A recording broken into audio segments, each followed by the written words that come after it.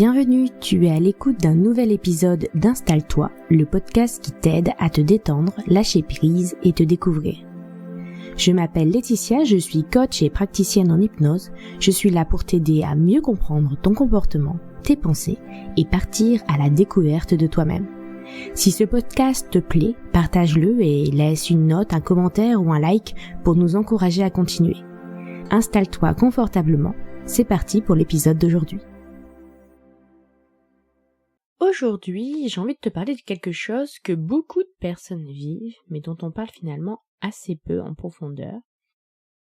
Est-ce que ça t'arrive, le soir, de t'allonger dans ton lit, d'être fatigué physiquement, mais d'avoir ton cerveau qui continue de tourner, comme si ton corps voulait se reposer, mais que ton mental, lui, refusait de s'arrêter.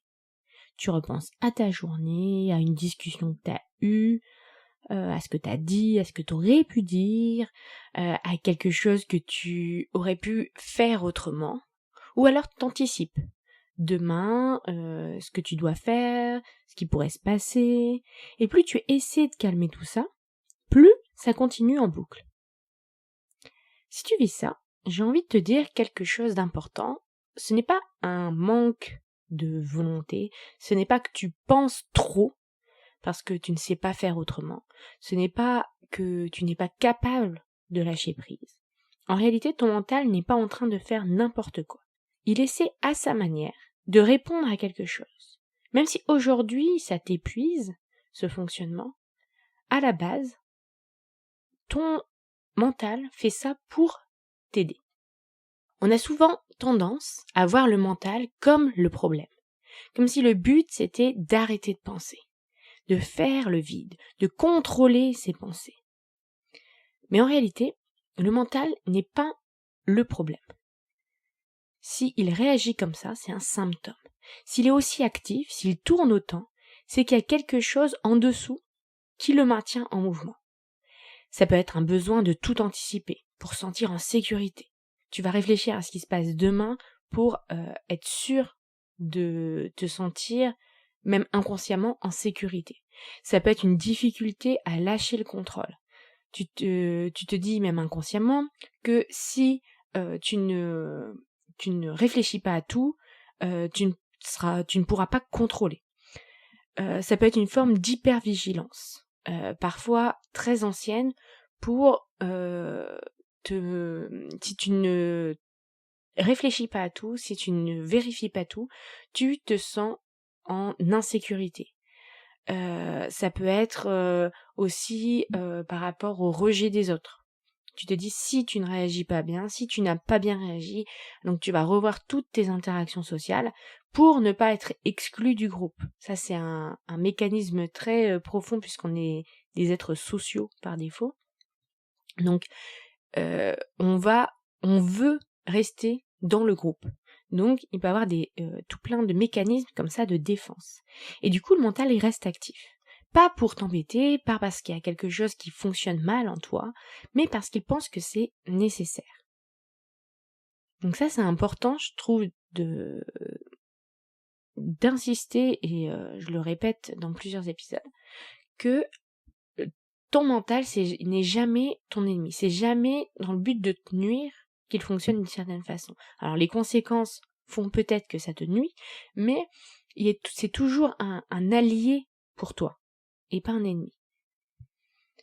Donc, si tu as envie de tester quelque chose, je vais te proposer une petite expérience très simple. La prochaine fois que ton mental s'emballe, comme ça, au lieu d'essayer de le faire taire, de dire bon c'est bon, allez hop, je dors maintenant, ça ne marche pas, ou de le calmer à tout prix.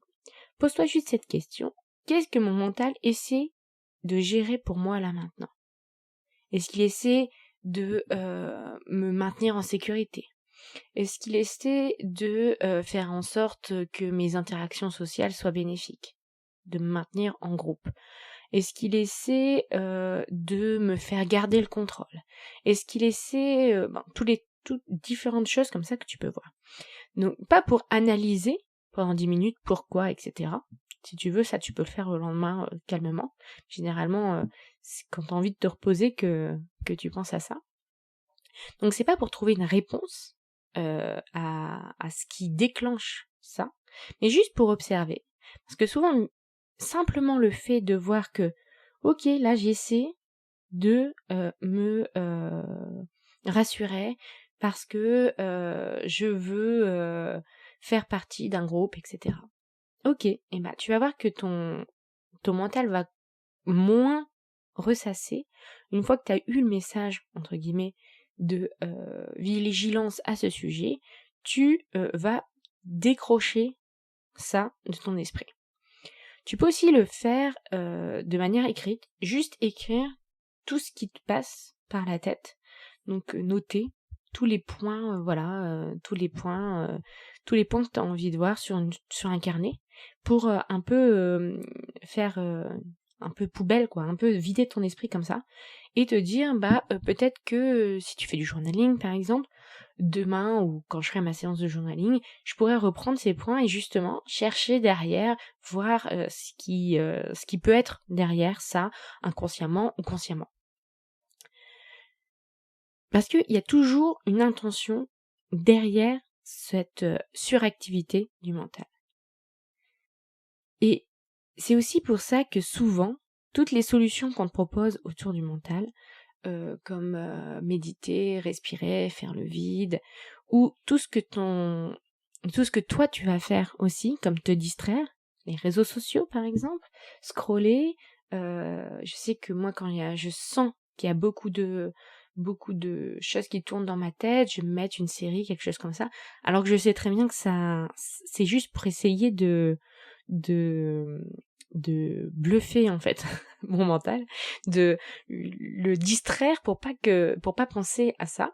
Et donc je vais essayer ces petites distractions, mais finalement ça va juste reporter le problème de quelque temps et ça va revenir toujours parce que le distraire ça va pas te permettre de faire comprendre à ton mental que oui c'est bon, j'ai reçu le message. Ça règle pas le problème de fond parce que tu essaies d'agir sur ce qui se voit, c'est-à-dire là je veux arrêter de penser. Alors qu'en fait, il faut mieux réagir sur ce qui provoque, ce qui alimente les pensées. Et ça, c'est souvent plus profond. Donc, tu peux te vider, faire ou mentalement ou sur papier, voir un peu là, il y a ça qui tourne dans ma tête, ça vient faire travailler ça. Et après, tu peux venir creuser plus efficacement. Donc tu peux venir creuser en faisant de l'introspection, tu peux venir creuser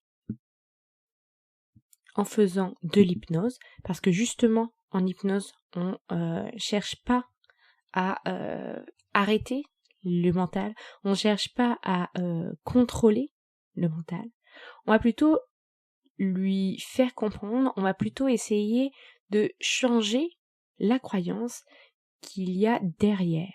On va voir ce qui est en dessous, ce qui a besoin d'être apaisé et ce qui maintient ce mouvement, cette activité. Et petit à petit, quand ça se relâche, le mental n'a plus besoin de tourner autant et il ne fonctionne plus en mode sécurité. Et là, tu vas pouvoir vraiment te détendre et t'apaiser réellement.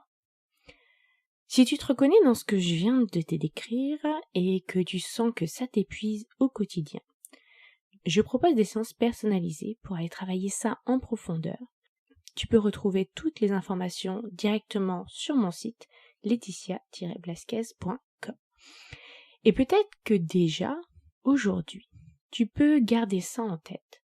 Si ton mental ne s'arrête pas, ce n'est pas contre toi. C'est juste qu'il y a quelque chose derrière qui a besoin d'être entendu autrement. Voilà pour l'épisode d'aujourd'hui. Partage-moi ton point de vue sur le sujet, si ça te concerne ou pas. J'adorerais échanger avec toi sur cette thématique. Tu peux aussi écouter l'épisode 90, par où commencer avant même de travailler sur tes croyances limitantes pour t'aider dans ton questionnement sur toi-même. Et n'oublie pas, ton mental est ton allié. À bientôt!